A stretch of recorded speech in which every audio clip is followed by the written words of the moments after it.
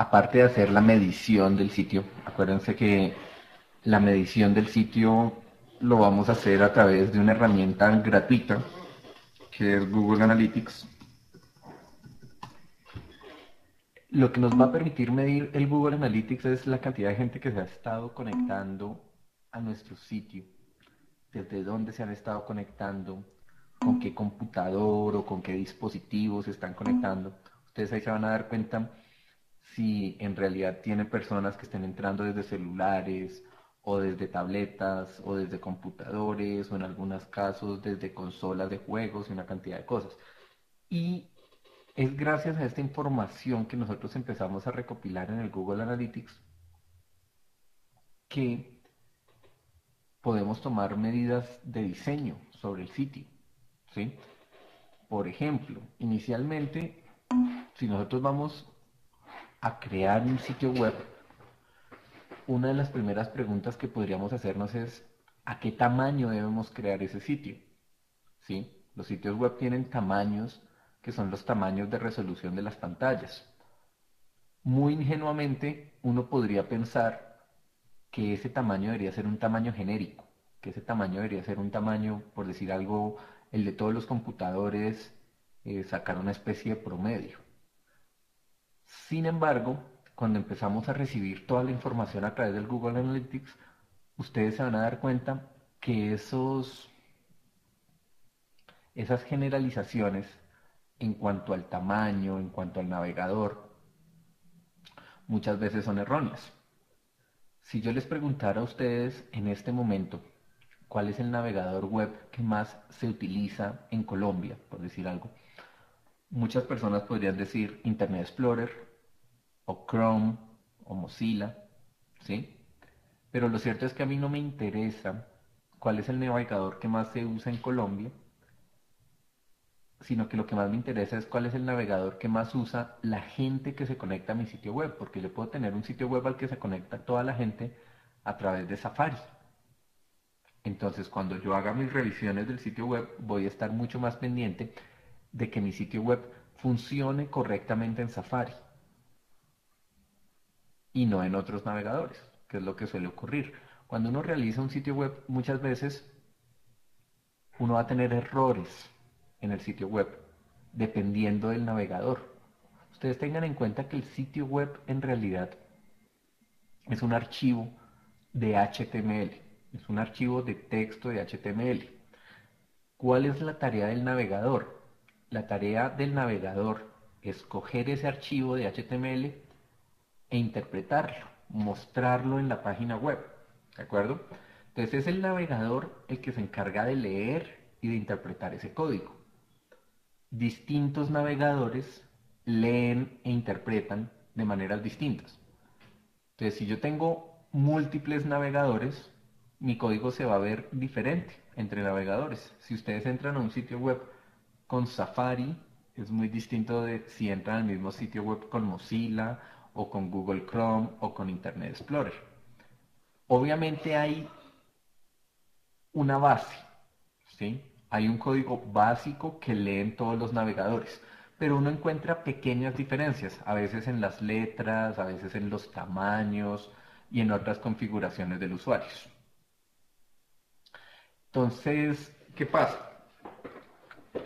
Como nosotros no podemos tener estos, estas generalizaciones, sino que a nosotros lo que en realidad nos importa es la gente que se conecta a nuestro sitio web, nuestra audiencia, nosotros tenemos que estar muy pendientes de qué es lo que está pasando con todas estas estadísticas que nos está mostrando el Google Analytics. Jonathan me pregunta, bueno, pero si una página es nueva, ¿cómo cómo voy a tener yo esa información si la página nunca ha estado al aire? Es cierto. Lo que pasa es que tú debes tener en cuenta, Jonathan, que un sitio web no es algo que se finalice. Es decir, cuando tú empiezas a hacer un sitio web, existen distintas fases. Tú primero estás en una fase de diseño y lo estás estructurando y estás creando tu diseño y tus archivos de HTML y estas cosas. Y tú decides salir al aire con ese sitio web. ¿qué va a pasar? Ese sitio web seguramente va a cambiar con el tiempo, seguramente va a ser actualizado, seguramente hay secciones que después uno se da cuenta que no necesita.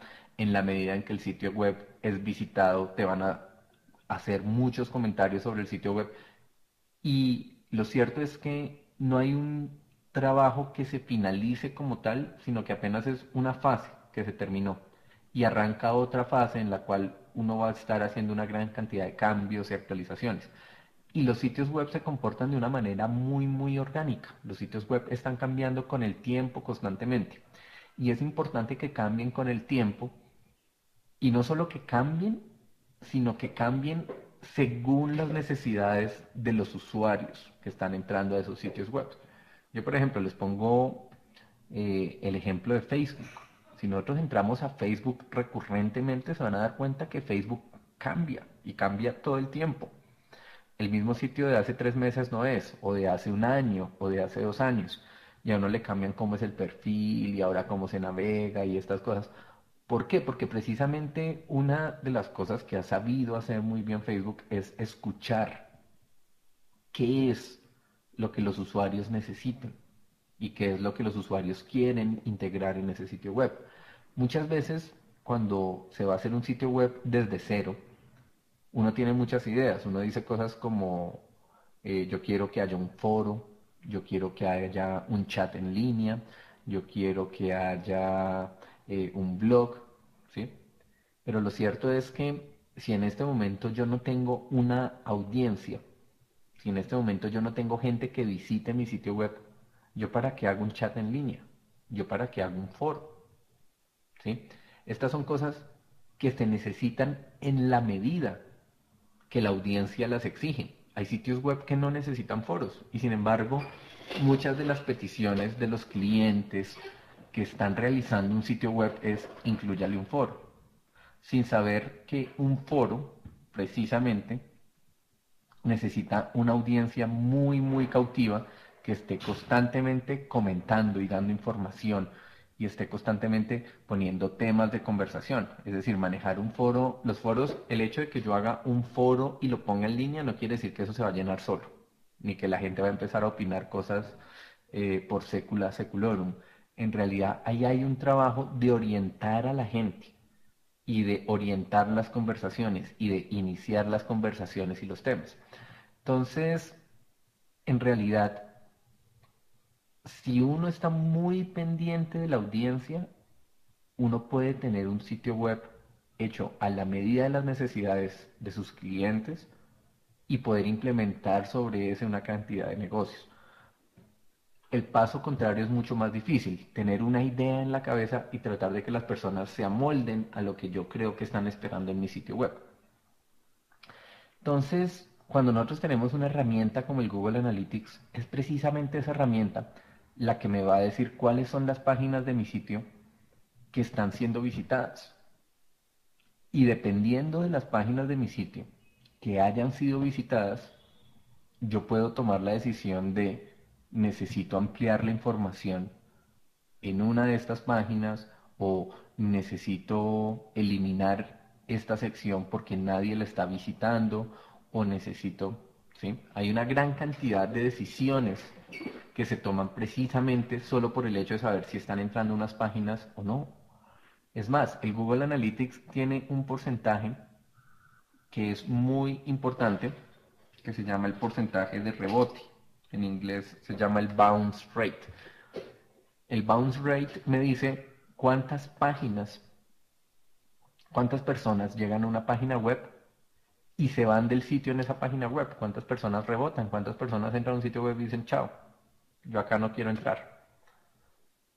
Ese es un porcentaje que es muy, muy interesante porque yo ahí puedo ver en qué páginas web de mi sitio estoy perdiendo a los usuarios. Y ahí uno debería entrar a analizar precisamente por qué mis usuarios se están yendo de mi sitio web en estas páginas. ¿De acuerdo? Es más, el Google Analytics también me dice obviamente cuánta gente hace clic dentro de mi página, cuánta gente está haciendo clics y en dónde está haciendo clics. Y esto me va a decir en promedio cuántos clics hace una persona en mi sitio. Dependiendo de los clics que hace una persona en un sitio, nosotros podemos saber los niveles entre los cuales nosotros debemos estructurar ese sitio web. Recuerden que en el módulo que tenemos sobre la estructura del sitio web, se dice que recomendamos una estructura máxima de 3 niveles. Es decir, que yo entro a una sección, primer nivel, entro a una subsección, segundo nivel, y ahí tenemos ya la información detallada. Si yo quiero ir más allá de ese producto, tercer nivel. ¿Por qué? Porque seguramente en los sitios web de esos estilos vamos a encontrar que los usuarios no hacen más de 3 clics. Y cuando un usuario no hace más de 3 clics, pues es muy complicado tener un sitio web que sea mucho más grande.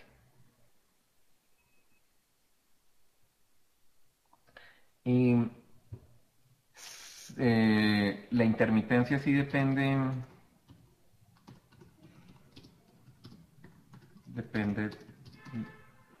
de la red individual. Bueno, entonces, como les comentaba, estas herramientas, y esta que es una herramienta totalmente gratuita y que nosotros simplemente instalamos en nuestro sitio web, es una herramienta supremamente útil porque nos está dando toda esta información de cuáles las personas que se conectan. Sin embargo, nosotros acá lo que estamos tratando de encontrar es cómo podemos hacer que esa gente que se conecta a nuestro sitio web empiece a hablar de nuestro sitio web. Cómo podemos empezar a hacer ese mercadeo, ese voz a voz, ¿de acuerdo? Entonces, acá hay que analizar varios términos. El primero de estos términos es que nosotros estamos en una red social que se conecta de formas muy diferentes.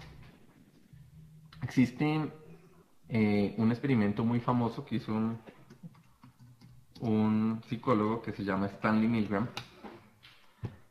Stanley Milgram hizo un experimento en los años 60 en Estados Unidos que se llamaba el experimento del pequeño mundo.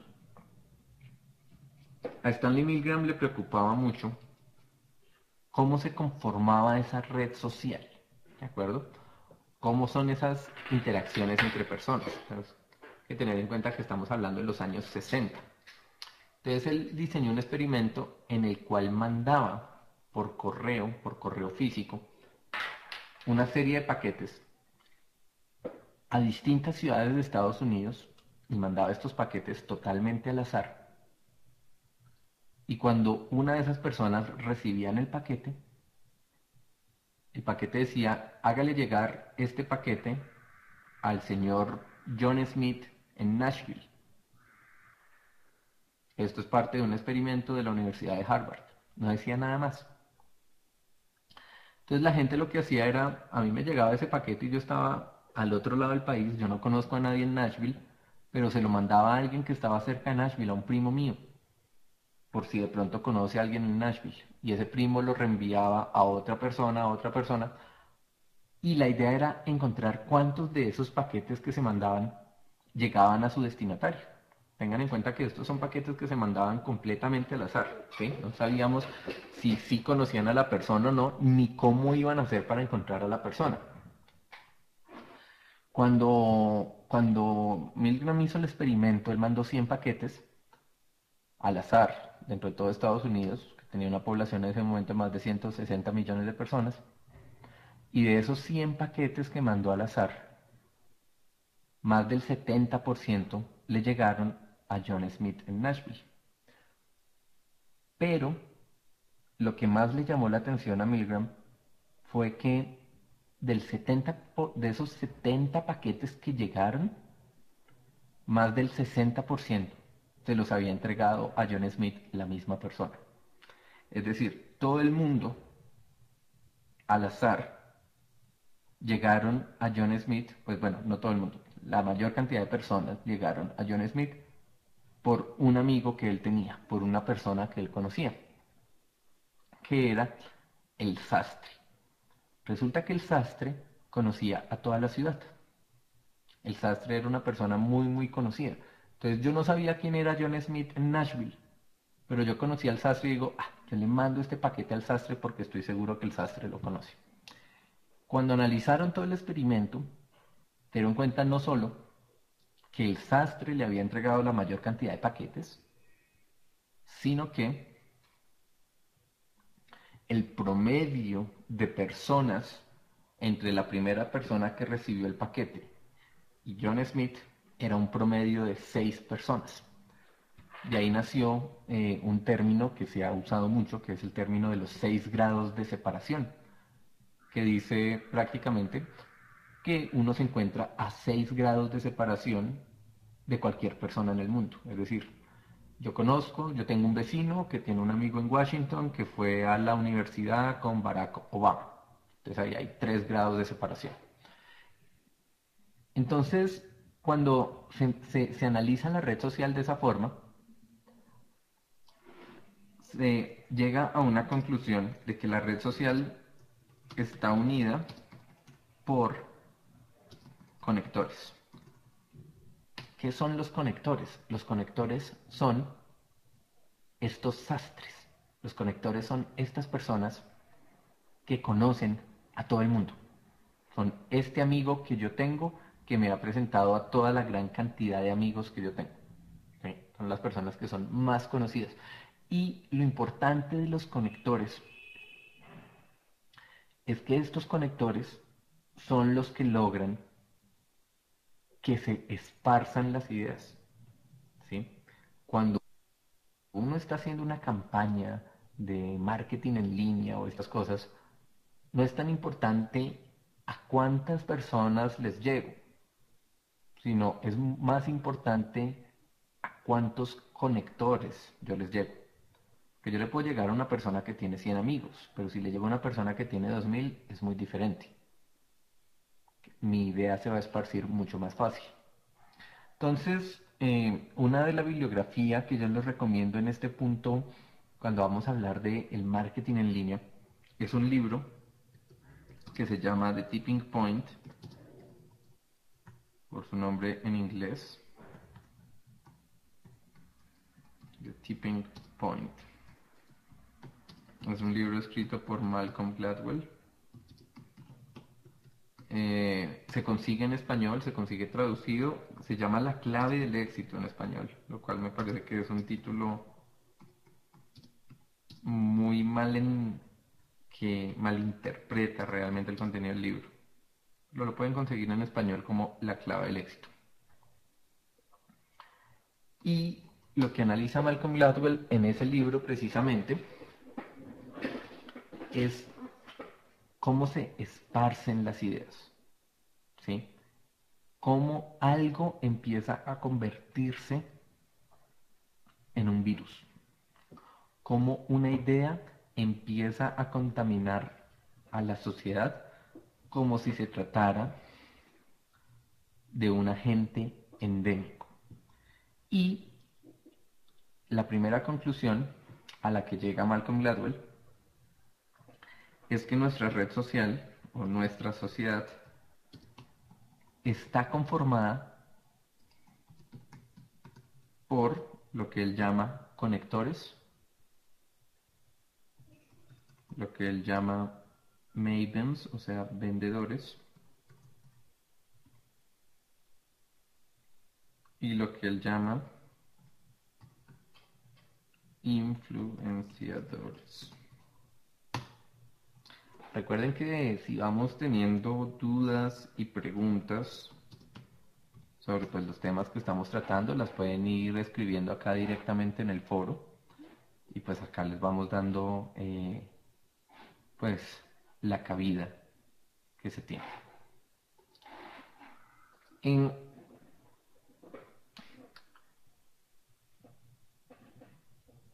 cuando Gladwell habla de una sociedad que tiene conectores, vendedores, influenciadores, él lo que nos está diciendo es, mire, los usuarios que están llegando a un sitio web o que están escuchando su idea o su audiencia, son personas que pueden tener distintos atributos.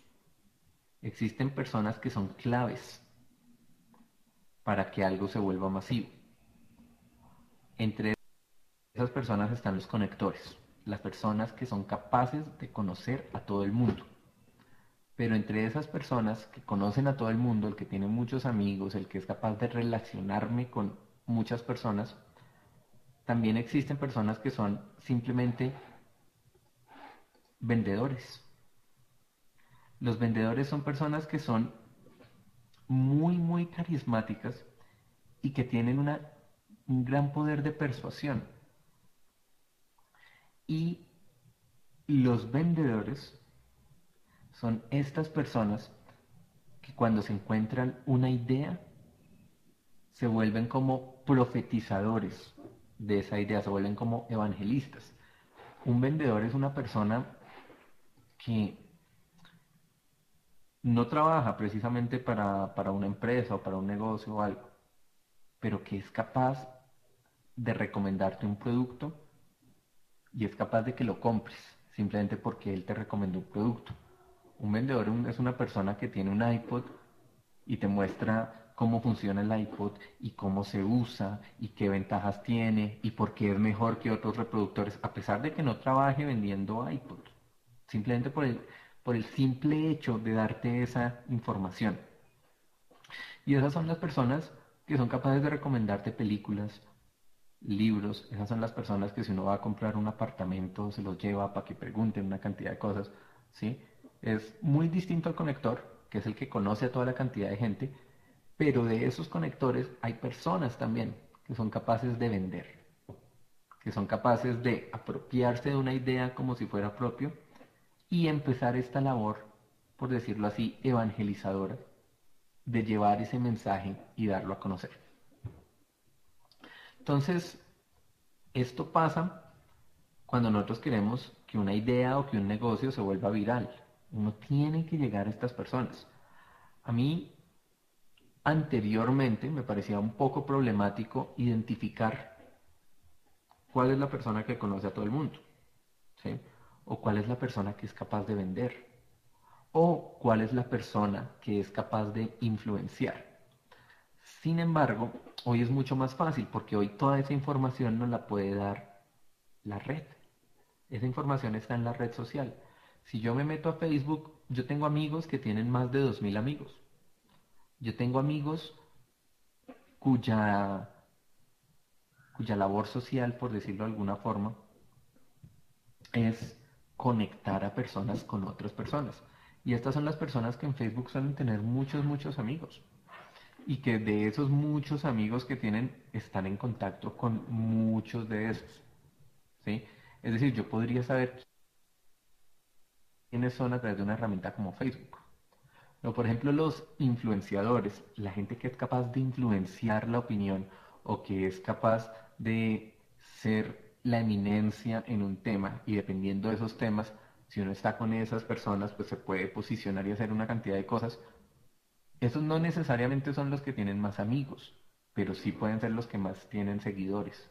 Por ejemplo, Twitter es una muy buena herramienta para identificar quiénes son estas personas que están influenciando la conversación social, ¿sí? Uno los llama tuiteros, pero realmente lo que está haciendo un tuitero no es simplemente estar hablando y sacando tweets, sino lo que está haciendo es, si logra conseguir una masa de seguidores, está creando una influencia. Por ejemplo, en estos días con el problema que hubo del senador Merlano, no sé si ustedes escucharon la noticia, que fue este senador de la República que no se quiso hacer la prueba en un retén. Se lanzó una campaña en línea muy sencilla y es: vamos a hacer que este senador renuncie, porque pues nos parece absurdo lo que hizo, y para poder hacer que este senador renuncie, vamos a abrir una cuenta de Twitter y vamos a hacer que este señor renuncie porque vamos a conseguir más de 50.000 seguidores en Twitter. Yo me puse a buscar la página web en Twitter y esta es una campaña que nació hace una semana y al día de ayer ya tenía más de 38.000 seguidores. ¿Sí? La pregunta es, ¿cómo un movimiento tan, tan corto como es el de una semana puede lograr 38.000 seguidores? ¿De acuerdo?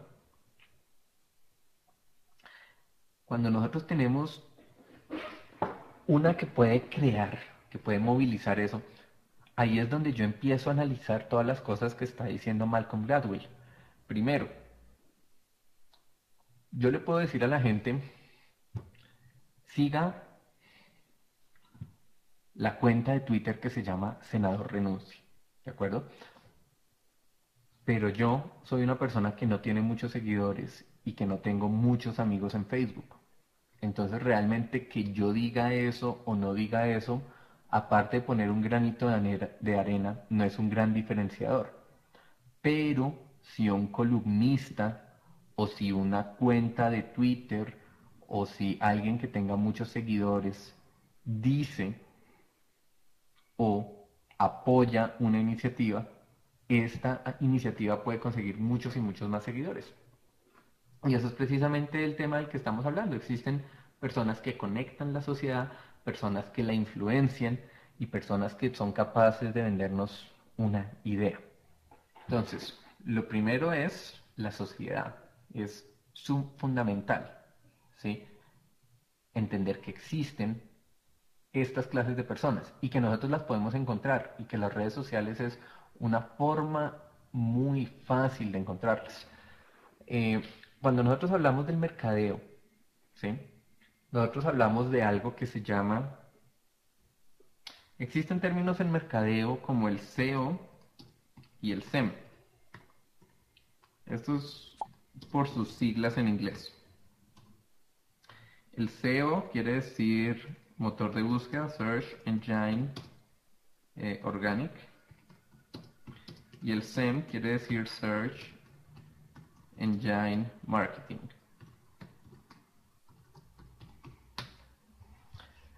Mm, Esto es hacer mercadeo dentro del motor de búsqueda, ¿de acuerdo? Este es un tema que está explicado en el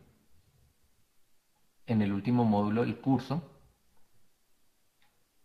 Si tienen dudas, ahorita ahondamos sobre ese tema, pero a mí hay una clase de mercadeo que me parece mucho más interesante y es el mercadeo que es teledirigido, el mercadeo que es a una audiencia específica. Resulta que en Facebook yo tengo la posibilidad de poner anuncios, pero los anuncios que yo pongo en Facebook son muy, muy inteligentes. ¿Por qué? Porque yo puedo poner en Facebook anuncios que solo le salgan a las personas que vivan en Bogotá, que estén entre tales edades, que tengan un nivel profesional entre tanto y tanto, que lleven trabajando en una empresa por más de tanto tiempo, ¿sí? Es decir, yo puedo hacer un anuncio específico para mi audiencia. Si yo quiero llegarle a las personas de colegio, a los estudiantes de colegio que tienen entre 15, 16, 17 años y que quieren ir a un concierto, yo puedo hacer un anuncio con esos parámetros para esas personas. Y yo sé que ese anuncio no le va a salir a una persona de 50 años en Facebook. Estos anuncios que se hacen a través de Facebook no son muy costosos, en realidad, son de unos precios muy, muy asequibles. Al hacer yo un anuncio que está dirigido a solo a esos usuarios, yo le estoy llegando a un público al cual yo quiero llegarle. Lo importante es, eh, un momentico,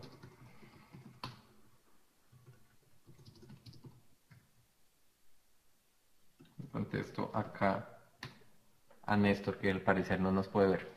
Bueno, o de pronto le falta el plugin de Flash o algo de ese estilo.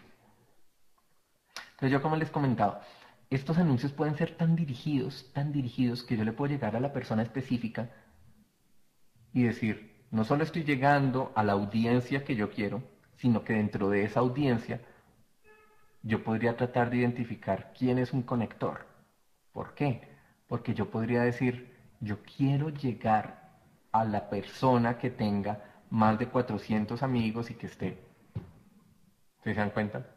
O a la persona que tenga más comentarios realizados sobre su muro en las últimas semanas. Entonces, cuando nosotros lo hacemos de esta forma, nosotros tenemos un anuncio que es mucho más efectivo que poner un comercial en una emisora de radio, que poner un banner en una página web, que poner un anuncio en una revista o poner un comercial en un programa de televisión. ¿Por qué? Porque precisamente le estamos hablando a la audiencia que nos interesa. Y esto está haciendo que las campañas de publicidad cambien, ¿sí? Antes uno decía, si yo quiero llegarle a la mayor cantidad de gente, yo voy a comprar un espacio en el programa con más rating que haya. Ahora los parámetros no son esos. Yo puedo llegarles a través del PlayStation, les puedo llegar a través del celular, les puedo llegar a través de las redes sociales o a través del correo. Entonces existen muchas formas de llegar a estas personas.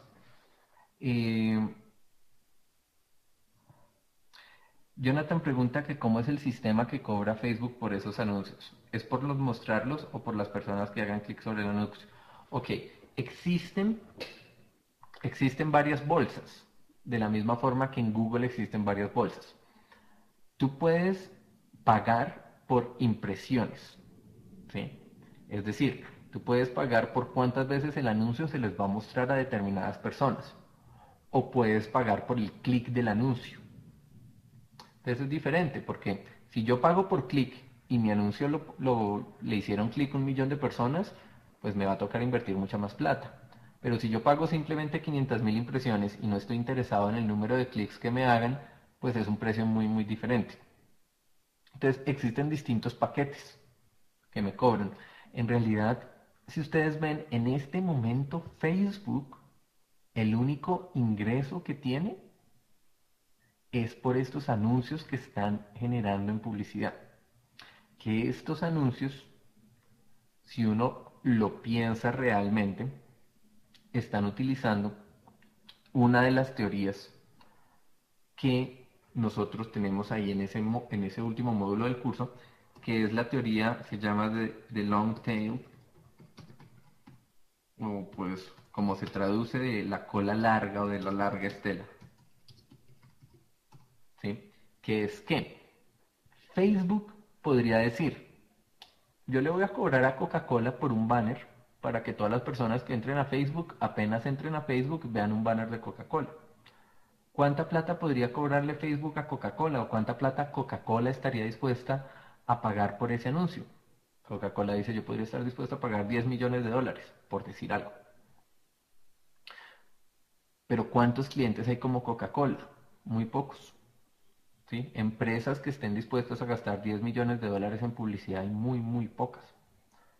Entonces Facebook puede hacer es lo contrario, lo que se explica en la cola larga, y es cuántas personas estarían dispuestas a pagar publicidad específica, publicidad teledirigida a un público objetivo, si esa publicidad es de $100.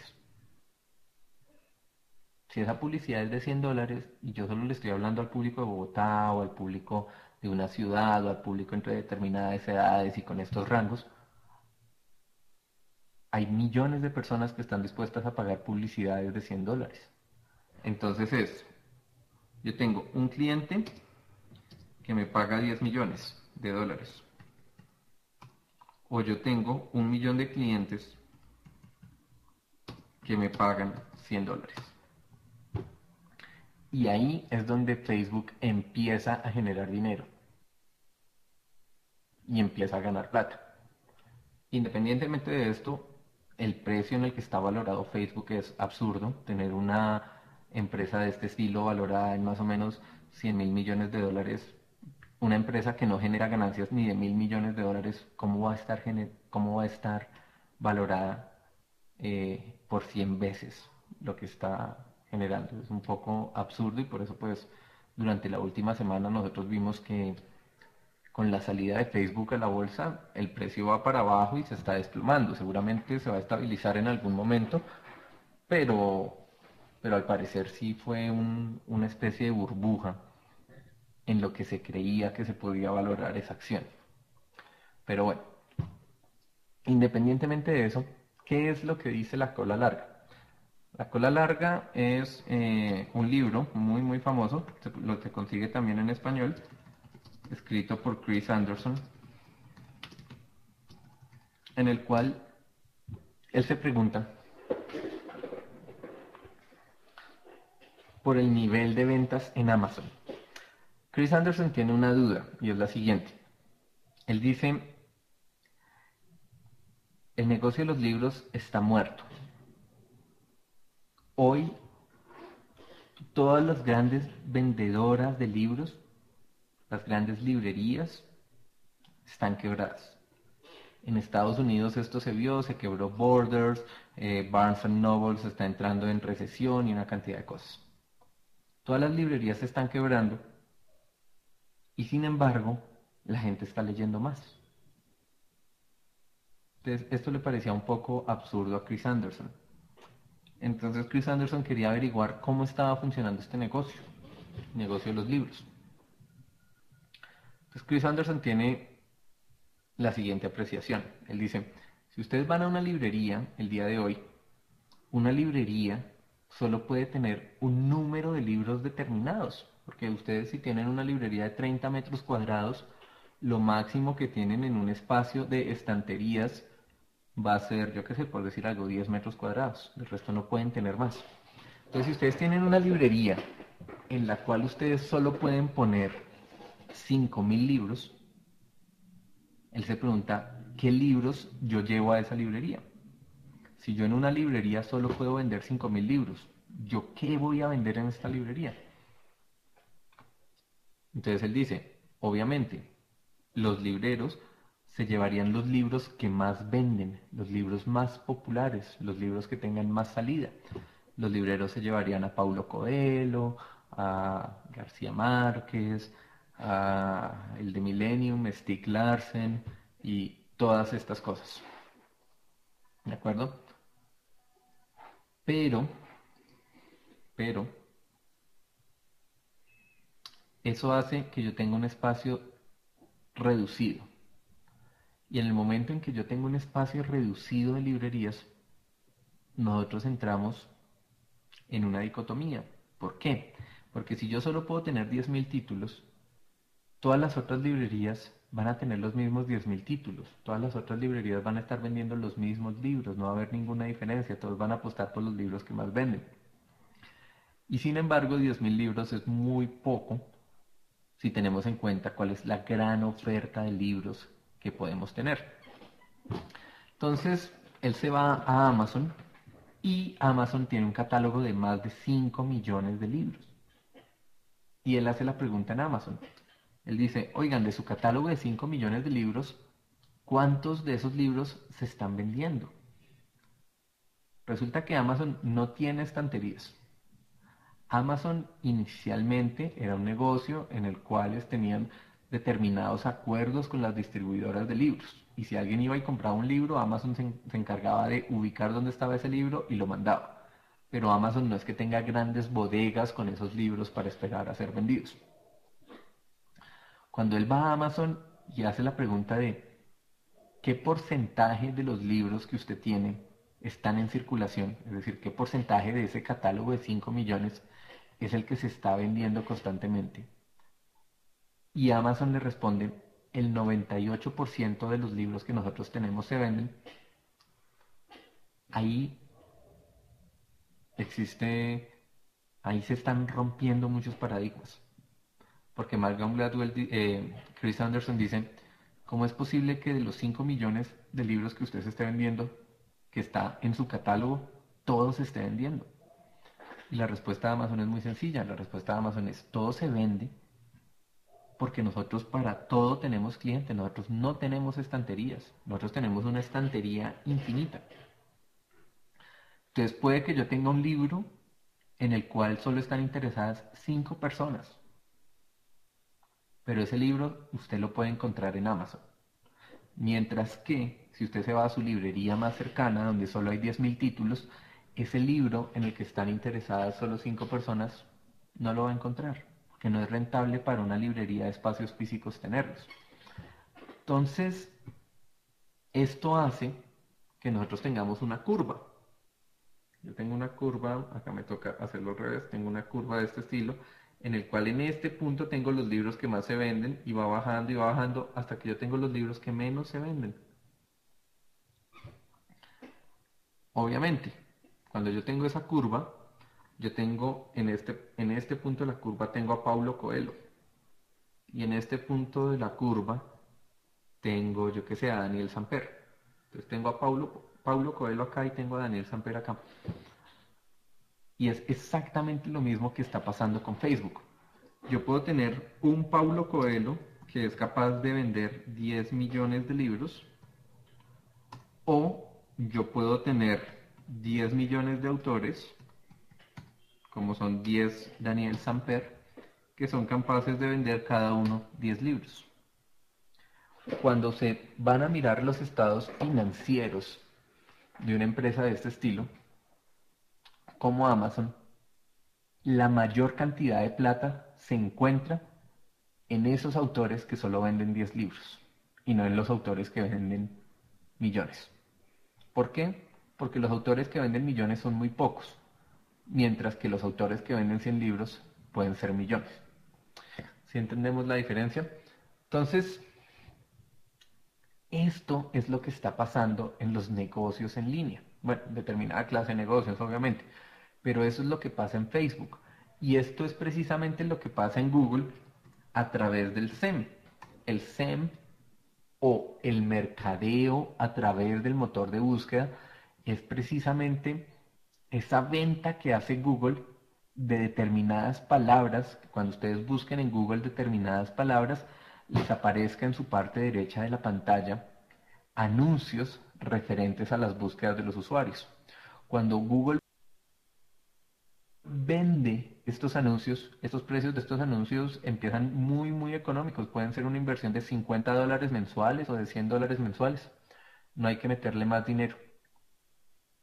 Pero una inversión de esas $50, $100, si está dirigida a la audiencia que a mí me interesa, ya sea por Google, ya sea por Facebook, ya sea por otras redes sociales en las cuales nosotros podamos pautar o podamos poner como anuncios dirigidos a la audiencia que nos interesa, podemos hacer que nuestro sitio web empiece a crecer y empiece a tener una gran cantidad de visitantes, que lo que van a hacer precisamente en nuestro sitio web o es pasar tiempo y consumir la información, comprar un producto, o en el peor de los casos simplemente posicionar mi sitio web a través del ranking, y yo podría empezar a cobrar dicho posicionamiento de mi sitio web a través de banners y vender pauta en línea y publicidad y otros servicios. ¿Entendemos estos temas? ¿Sí? ¿Los tenemos claros? ¿De qué hemos hablado? Hemos hablado de la cola larga, de cómo existen esos negocios que ganan mucho más dinero en la automatización de esas pequeñas transacciones, de esas ventas que serían al detal, pero que miradas en su gran mayoría se vuelven mucho más representativas que las ventas a mayoristas.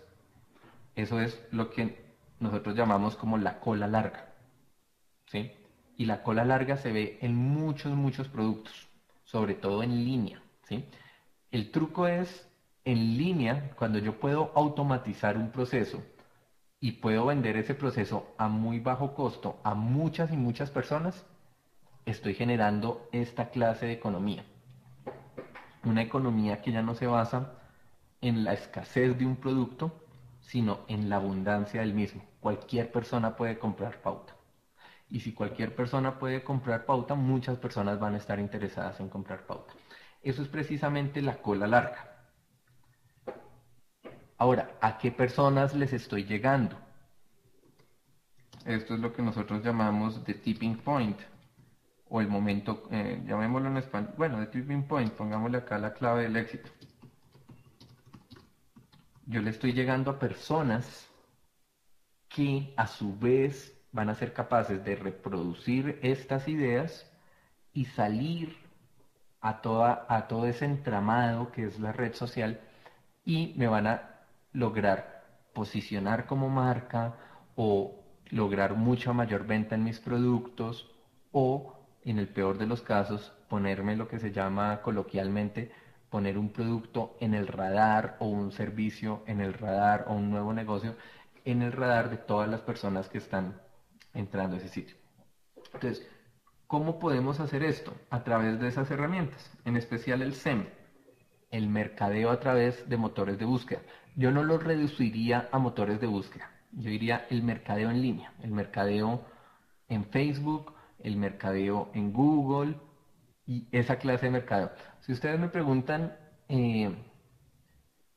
qué puede ser mucho mejor, poner un banner en el tiempo a sacar un anuncio en Facebook o en Google, yo digo, el banner en el tiempo está dirigido a todas las personas que leen el tiempo. Mientras que el banner en Google, el banner en Facebook, le va a llegar solo a las personas que yo delimite.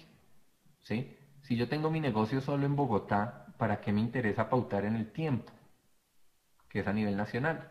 Yo podría pautar en Facebook y decirle a todas las personas de Bogotá. Seguramente es mucho más económico. Y en Google, solo la gente interesada. Solo a la gente que busque determinadas cosas en Google les va a empezar a salir este mercadeo o estos anuncios en la parte derecha de la pantalla. Bueno, Néstor pregunta, ¿y cómo hace Amazon que vende muchos productos, miles y miles, para hacerlos llegar a cada cliente? De acuerdo, lo que pasa con Amazon, Néstor, es que Amazon tiene muchos convenios con los distribuidores directos de los productos. Entonces, Amazon tiene convenios con todos los productores de libros, con todos los productores de CDs, con todos los productores de DVDs, con todos los productores de juguetes, ¿sí? Amazon nació como una librería en línea, pero su negocio ha ido cambiando. Sin embargo, si tú lees la historia de Amazon, si logras encontrar un libro sobre Jeff Bezos, que fue el fundador de Amazon, te darás cuenta que Amazon dio pérdidas todo el tiempo. Amazon dio pérdidas durante todo el tiempo porque ellos, por tratar de fidelizar al cliente, le ofrecían precios mucho más bajos y el servicio de correo era muy muy bueno. Entonces tenía una infraestructura que no era capaz de sostenerse y siempre estaba dando pérdidas.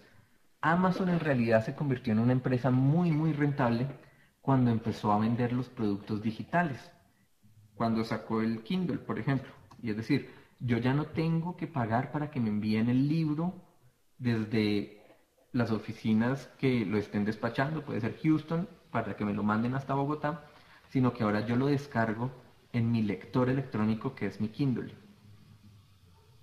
¿Sí? Entonces yo pago los $10 y ellos me hacen una transferencia directa del libro. Ellos lo único que tienen que pagar es el costo del intermediario de las personas que están produciendo el libro, pero ya se están ahorrando los costos de transporte, correos, envío, una cantidad de cosas. Si tú ves cuántos libros digitales se están vendiendo al año, está llegando un punto en que se va a comer la industria de los libros impresos. Por algo todas las librerías se están quebrando en este momento. Pero no solo venden libros, venden música digitalmente, venden películas digitalmente. Hay un servicio de Amazon que se llama Amazon Video, el cual ustedes pueden acceder si ustedes tienen si ustedes tienen una consola de videojuegos, por ejemplo un PlayStation, un Xbox, ustedes se van a dar cuenta que ustedes tienen ahí un servicio directo que es Amazon Video, que quiere verse cualquier película, se la mandamos ya, directo, señal por internet, y nos paga $2, $3. sin tener que enviarnos el DVD como se hacía hace 10 años. Entonces, eh, aparte de tener una muy buena infraestructura en los años iniciales, el negocio de Amazon ha cambiado en estos últimos años y se ha convertido en productos digitales. En este momento, Amazon se está volviendo en una empresa que vende solo productos digitales y algunos productos físicos que tienen que venderse, como computadores, celulares, electrodomésticos y ropa, que son cosas que no van a ser capaces, bueno, que no son factibles de digitalizar. Pero bueno, independientemente de eso, lo importante es que es un modelo de negocio en el cual, si tú tienes se vende a precios muy bajos, pero a millones y millones de personas. ¿Sí? Entonces, cuando uno va a iniciar un sitio web, y esto es algo que nosotros hicimos una división en el primer módulo del curso, es yo cómo puedo generar ingresos a través de un sitio web.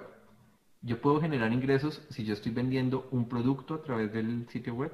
Si yo estoy vendiendo productos, entonces por la venta de productos tengo ingreso. Si mi sitio web es muy, muy conocido y yo tengo muchas visitas, yo puedo cobrar la publicidad. Entonces yo estoy cobrando por la publicidad en mi sitio web y eso me genera un ingreso. O tres, hay un servicio que yo presto en línea que las personas pagan y por los cuales yo estoy generando un ingreso. Estas tres formas, obviamente esto no es que sea una ley, ¿sí? No es que sean excluyentes, en realidad estas tres formas de generar ingresos muchas veces se mezclan.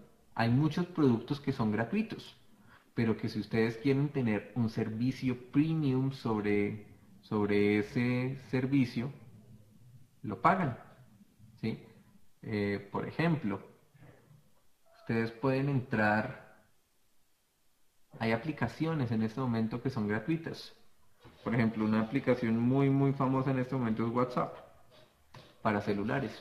Ustedes bajan la aplicación gratuitamente, pero si ustedes quieren un servicio premium de WhatsApp en el cual les permite crear grupos de chats y mandar mensajes a través de otro sistema con notificaciones de correo y estas cosas, se paga un dinero adicional.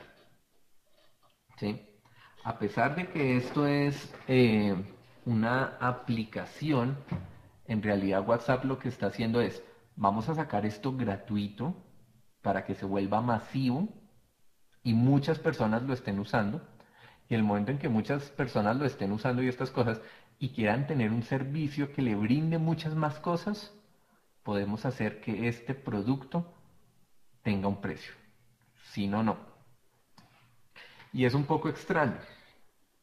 Es como la anécdota que dicen, el primer usuario de un fax fue la persona más estúpida del planeta. La primera persona que se compró un fax no tenía a quién enviarle un fax. Entonces, ¿para qué lo compró?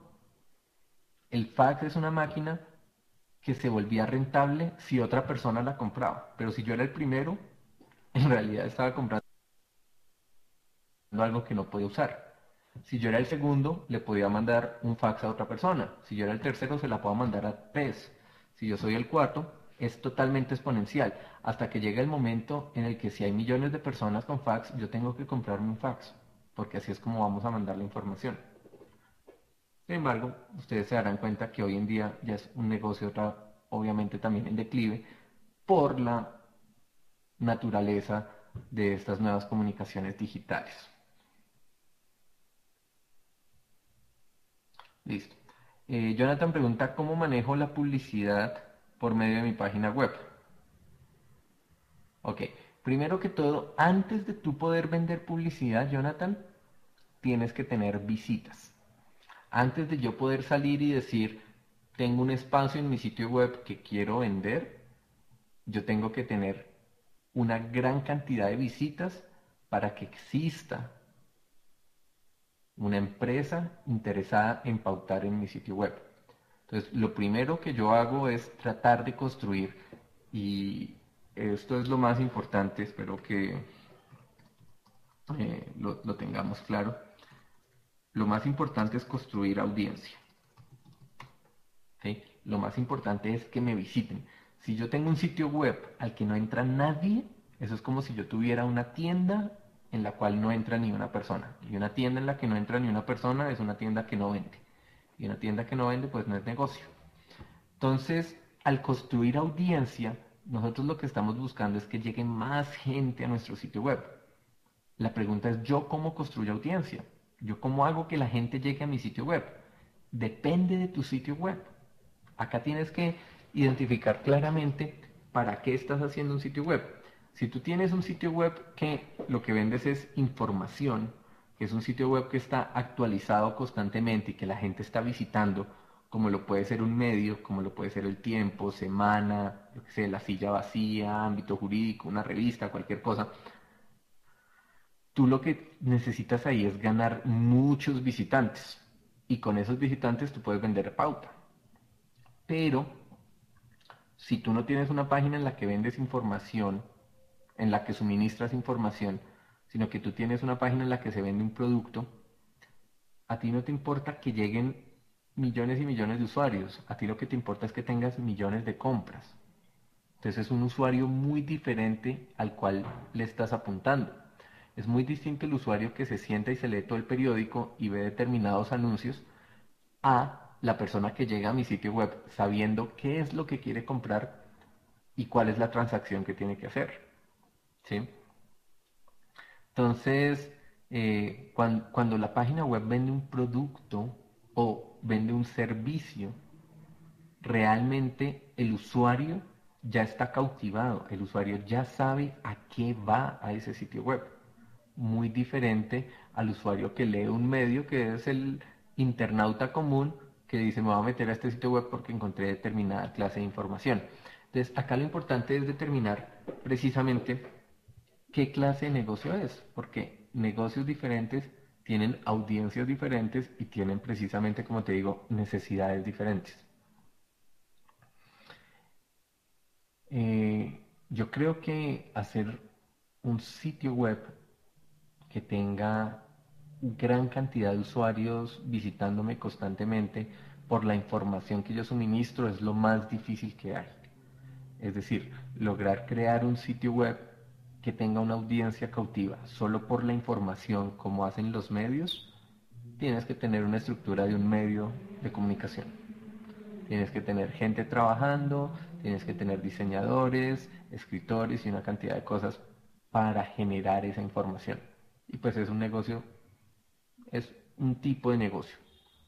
Vender un producto y mercadearlo es otra cosa.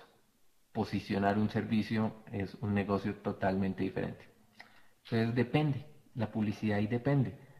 A mí como medio, a mí como página que tiene miles de usuarios, me interesa poner un banner y cobrar ese banner. Pero a mí como empresario que tengo una línea de productos, de 10 productos, de 15 productos que quiero comercializarlos, a mí no me interesa un banner que me lo podría comprar la competencia. A mí no me interesa promocionar eso porque esa no es mi fuente de negocio. ¿De acuerdo? Entonces hay que tener muy, muy en cuenta esa diferenciación. Bueno, eh, bueno, para terminar, me gustaría saber si tienen alguna otra duda. Ya se nos fue volando el tiempo.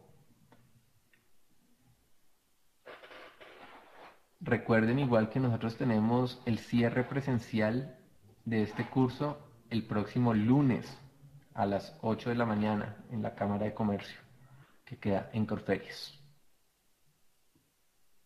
¿De acuerdo? Esa Cámara de Comercio que queda en Corferias, ahí vamos a tener el cierre presencial, se les van a entregar los diplomas y pues va a ser una oportunidad para que nos veamos cara a cara y pues pongamos en común como todas estas dudas y todas estas eh, sugerencias que nos nacen con el curso.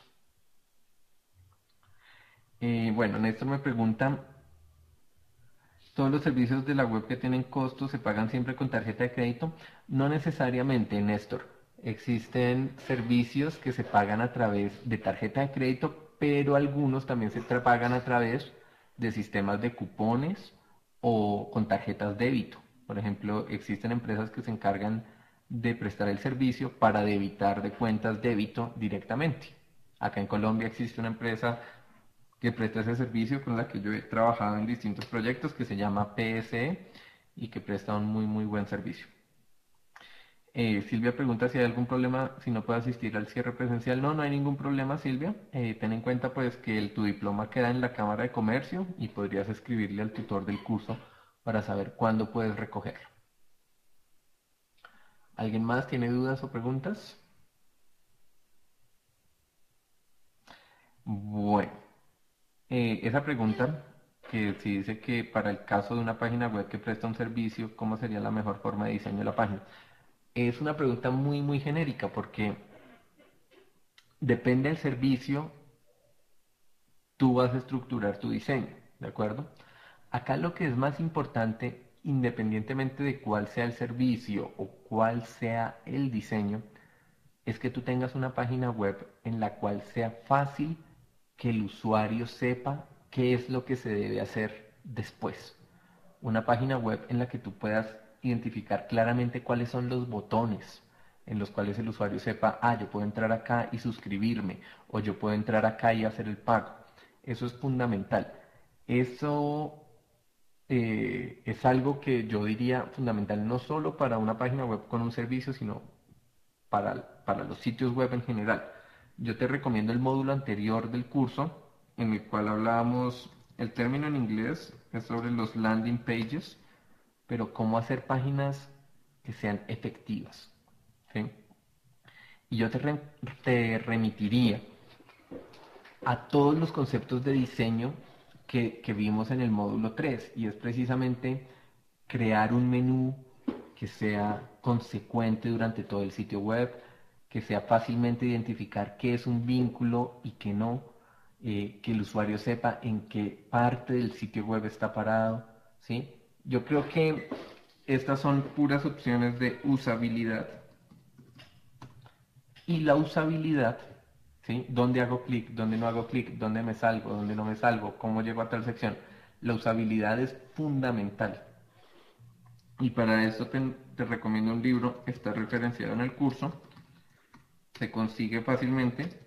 Es un libro de Steven Krug que se llama No me hagas pensar, que es precisamente cómo crear esta señalética dentro del sitio web para que los usuarios sepan a dónde van y a dónde están entrando. Independientemente de que tu página sea de cultura o de recreación y estas cosas, tú tienes que tener estas cosas claras para crear un sitio web que sea navegable y que sea efectivo. Silvia pregunta, ¿cuál es el navegador más recomendable para una página web de servicios de transporte? Silvia, depende de la audiencia. Tú no puedes recomendar un navegador. Tú haces un sitio web que va a ser visitado desde distintos navegadores. Lo importante es que tú analices cuál es el navegador con el cual te están llegando la mayor cantidad de visitas y dependiendo de eso, tu sitio esté optimizado para ese navegador. Luisa pregunta, ¿cómo hace uno para contratar el servicio de las tarjetas de crédito para que las personas paguen? Luisa, tú debes tener en cuenta que el pago directamente no lo manejas tú.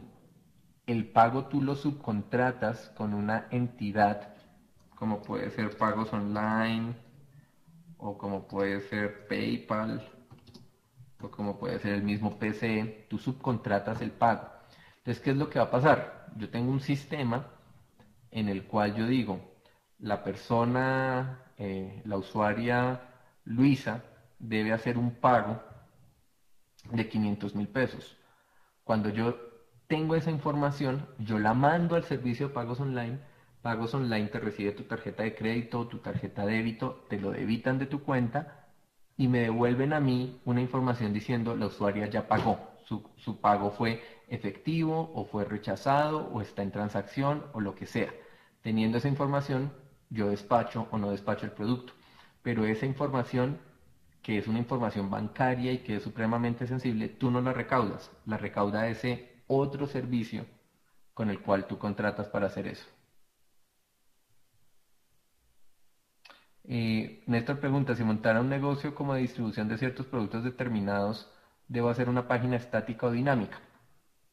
Depende, Néstor. Si vas a hacer la compra en línea de la página, tú necesitas una página dinámica. ¿Por qué? Porque tú vas a necesitar guardar los datos del usuario, quién lo está comprando, cuándo lo está comprando, a dónde hay que despacharlo. Tú necesitas guardar esos datos. Y si tú necesitas guardar esos datos, la página tiene que ser dinámica, al menos para guardar esos datos. Habría que ver cuántos productos tú quieres vender. Si tú quieres vender 2 productos, esa parte puede ser estática. Pero si tú quieres vender 20, 30, 40 o tus productos van a ir creciendo con el tiempo, debería ser dinámico.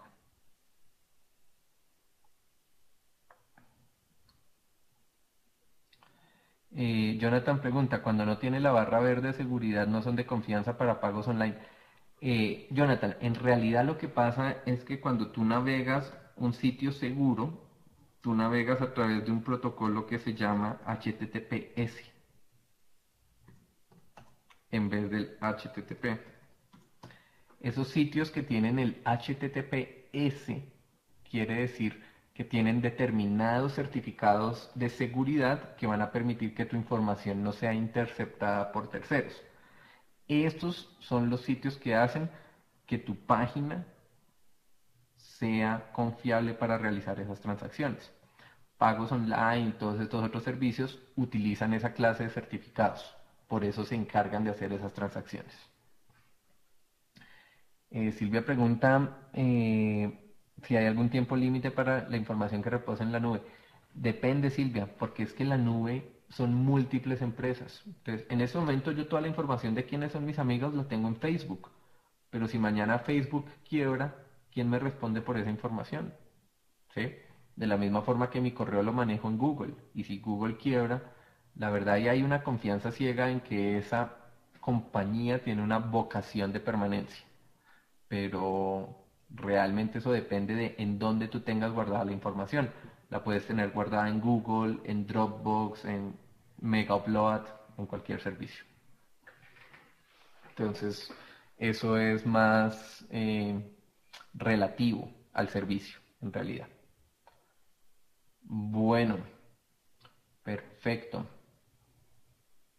Edgar pregunta si hay algún tipo de memoria. Sí, hay un archivo, lo pueden solicitar al tutor del curso, ahí aparece dentro del módulo del curso, aparece el correo del tutor. No lo tengo presente en este momento, déjenme ver un segundito. Creo que el correo del tutor, que en ese momento es Laura. Creo que el correo es algo así como profesor internet CCB. Ustedes ahí lo ven directo del curso. Esa persona es la encargada de abrirles dónde están las memorias y dónde pueden descargar todo el contenido.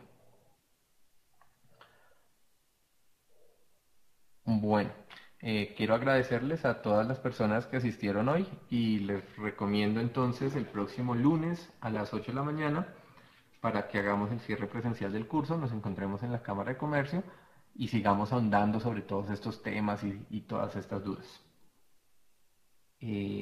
Muchas gracias a todos por la asistencia y nos vemos el lunes.